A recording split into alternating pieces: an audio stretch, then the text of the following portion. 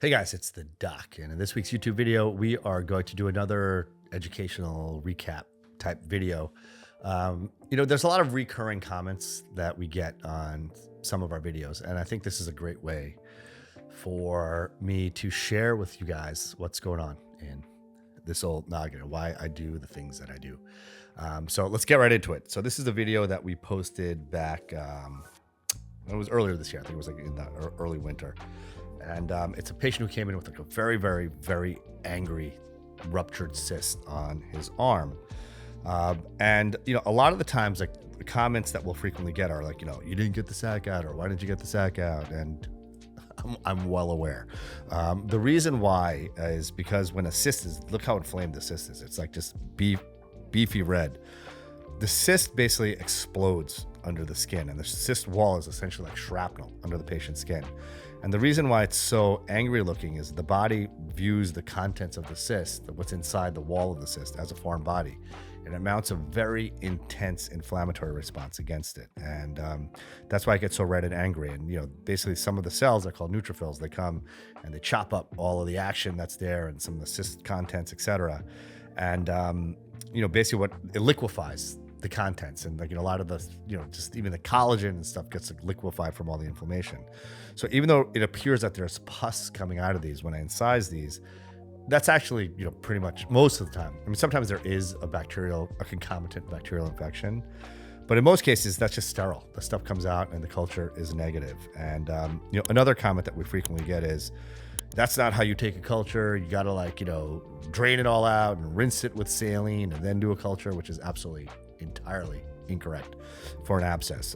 What's being described under those circumstances is how you culture a wound. You basically debride a wound, you clean it out, and then you take a culture of the base, because that will be the most accurate culture to make sure there's no confounding organisms that are just super infection, which are not really contributory to the primary process.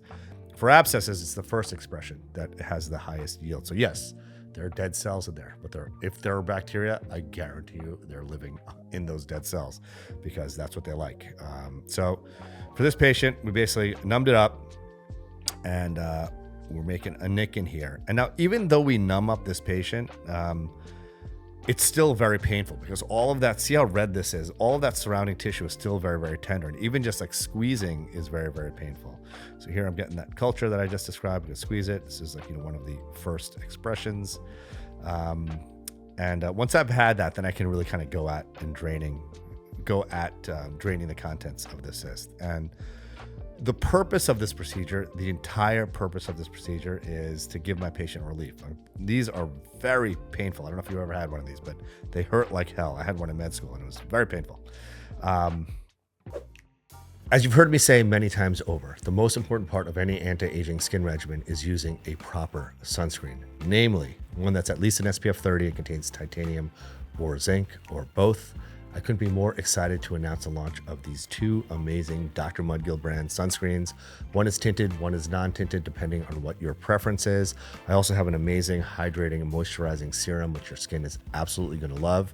There's a link in the description below, which you can click to check out the products. You are going to love them as much as I do. And really the goal here is I want my patient to feel better tomorrow. So we drain it. We inject some cortisone into it to kind of suppress some of that inflammation, which is causing all that pain. And, generally the next day the patients feel a million times better. Then I have the patients come back in a few weeks. And sometimes, because the cyst wall gets completely obliterated, there's actually nothing else you need to do. It just comes in, looks perfectly fine, and it's the skin's intact, and there's really no reason to fish around in there. And I'd say, probably that's like 70% of the time where we actually don't need to do another procedure.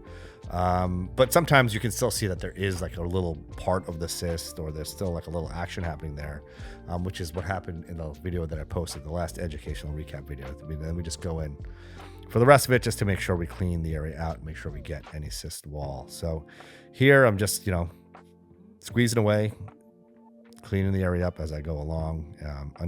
This is the injection of the cortisone, by the way. And another comment that we frequently get is you're hyper wiping. I don't know. That must be some terminology that's in the pimple popping community vernacular, because it's something that I've never heard of. But we're actually taking care of like a real patient in these videos.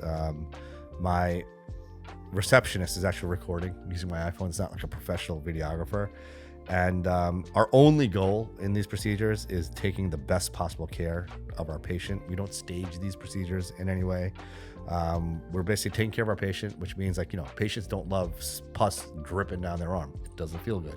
So we try to be very conscious of, like, keeping the patient comfortable, keeping them at ease, because a lot of patients get very, very anxious, and just making it as pleasant of an experience as possible, although these are painful no matter what we do.